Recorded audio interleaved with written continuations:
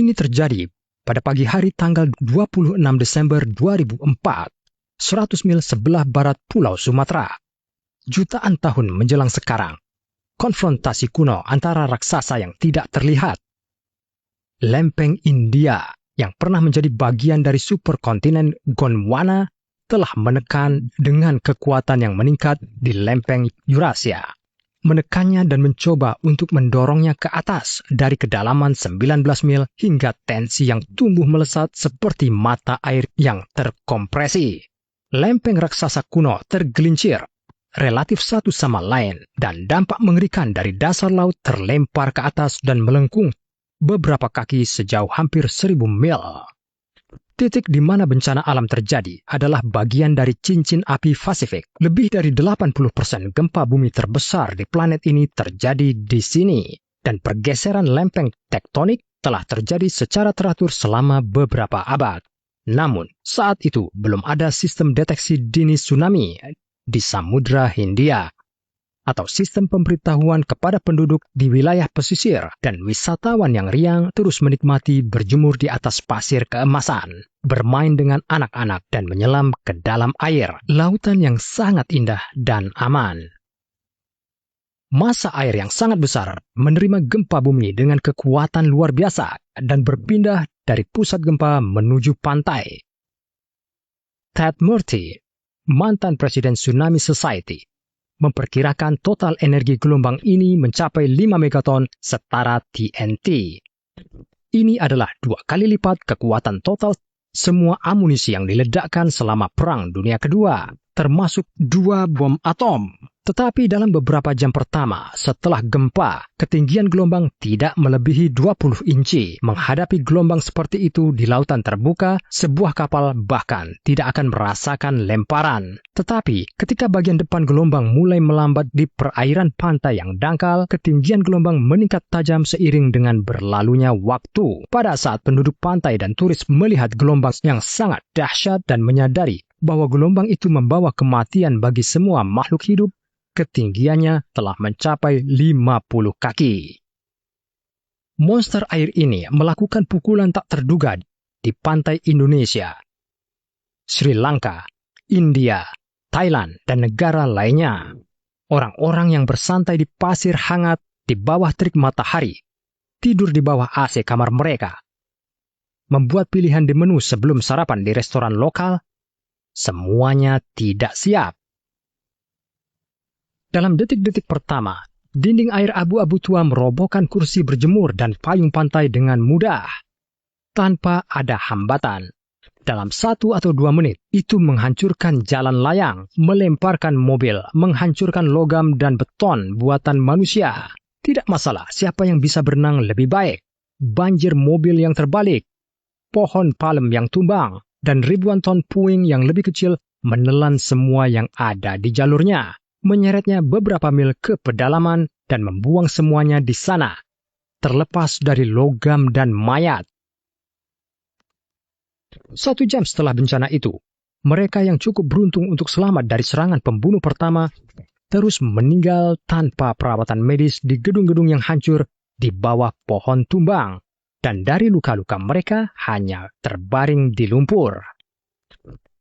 Hanya berselang sehari, pertolongan pertama mampu menerobos barikade sampah yang dibangun oleh gelombang raksasa dan membantu mereka yang berhasil bertahan hingga saat itu. Belakangan diperkirakan 300.000 orang tenggelam di pantai, tertinggal di bawah reruntuhan bangunan atau tertimpa banjir. Sebagian tidak pernah ditemukan dan dianggap hilang.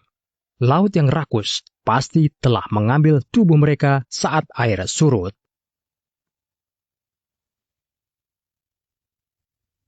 Ini adalah tragedi yang mengerikan, tetapi tampaknya tsunami semacam itu tidak dapat mengancam seluruh umat manusia, hanya wilayah tertentu.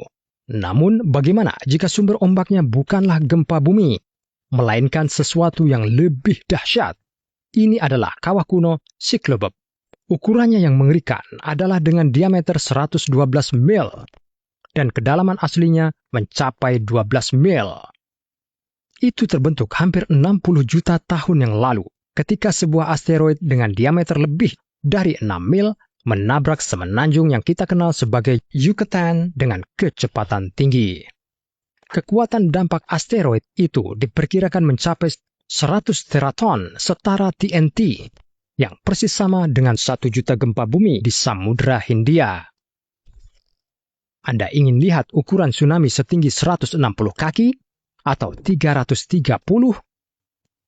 Sulit membayangkan konsekuensi gelombang yang dapat menyapu seluruh benua dari ujung ke ujung di seluruh planet ini. Tetapi satu hal yang jelas, yang selamat hanya sedikit dan tidak ada jaminan bahwa dalam kondisi kehidupan baru mereka akan bahagia. Dan sekarang perhatikan baik-baik, bagaimanapun juga asteroid itu baru saja jatuh ke pantai. Dan volume air yang dibuang sebenarnya sangat kecil. Jika itu menghantam lautan terbuka, misalnya di Palung Mariana, yang kedalamannya persis seukuran asteroid, seolah-olah mereka diciptakan untuk satu sama lain. Kita sekarang akan berada dalam situasi yang sama dengan dinosaurus.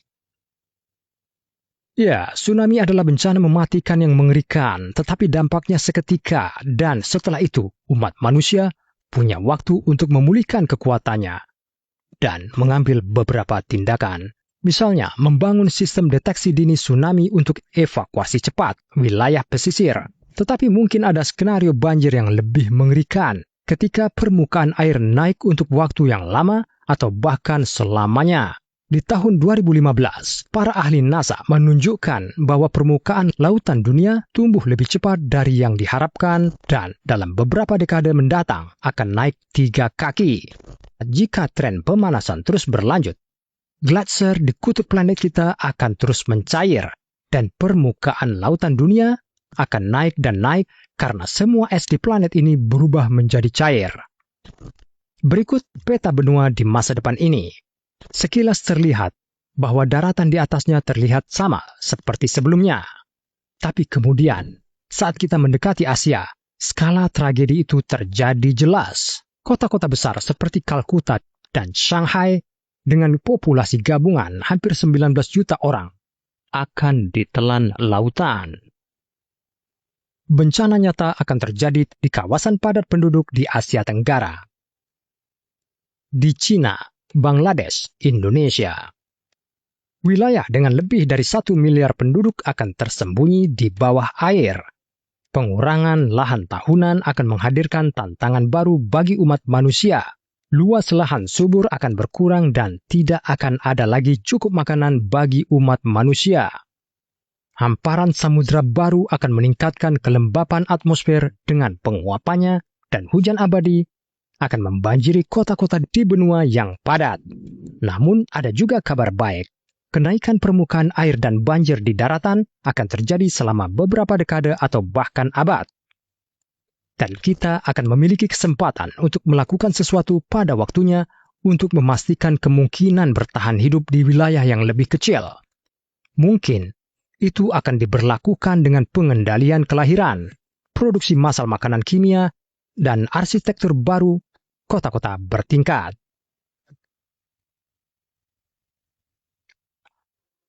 Tentu saja, umat manusia menganggap dirinya aman ketika mempertimbangkan kemungkinan skenario kiamat. Pandemi atau perang dunia biasanya muncul, tetapi bukan banjir. Hanya sedikit orang yang mempercayainya, tetapi pada kenyataannya, orang Sumeria kuno, Yunani, Arab, Hindu, dan Cina tahu tentang banjir, seringkali tanpa bisa berkomunikasi dan menyebarkan pengetahuan ini satu sama lain. Kita hanya bisa menebak betapa mengerikan dan mematikan bencana kuno itu. Jika semua orang di dunia telah melestarikan ingatannya, bahkan setelah ribuan generasi, saya ingin tahu seberapa besar kemungkinan hal itu akan terjadi lagi. Sekarang kita tahu bahwa kekuatan dahsyat dari dampak gelombang dan kurangnya makanan di wilayah yang ramai dan padat penduduk adalah hal-hal paling mengerikan yang mengancam umat manusia selama tsunami dan banjir. Namun sekarang, Anda akan mengetahui bahwa ada lebih banyak faktor berbahaya yang tidak diciptakan oleh alam yang tidak terkendali. Kita sendiri yang menciptakannya.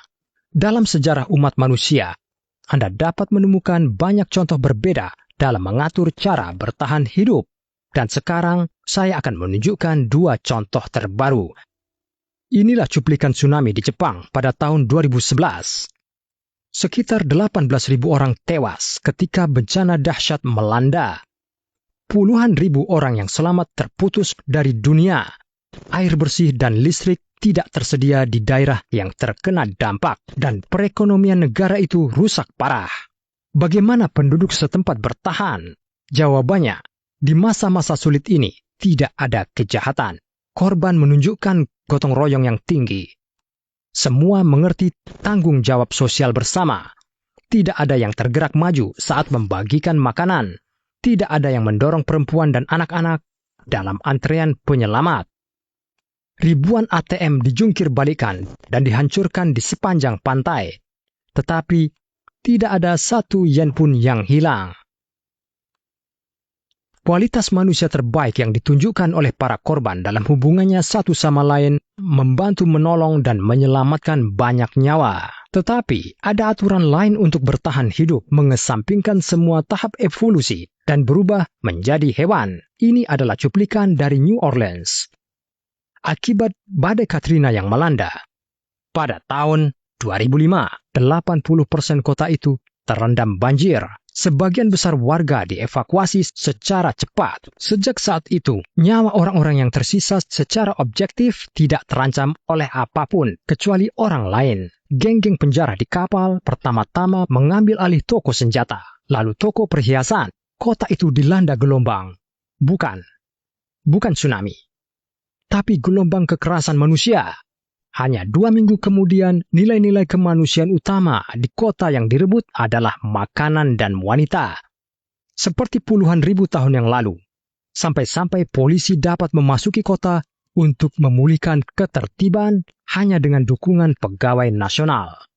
Jika kita ingin bersiap menghadapi kiamat, entah itu banjir atau bencana lainnya, kita harus memulainya bukan dengan bahan bakar dan persediaan makanan, bukan dengan kemampuan untuk berburu dan mendapatkan air. Pertama, kita harus bertanya pada diri sendiri, siapakah kita? Orang yang membangun peradaban dengan dukungan jenis mereka sendiri? Atau pemangsa yang bertahan hidup dengan mengorbankan yang lemah? Bagikan pendapat Anda di komentar. Tetapi ingat, kebenaran tentang diri kita sendiri, kita hanya belajar dalam praktek, dan itu mungkin mengejutkan kita.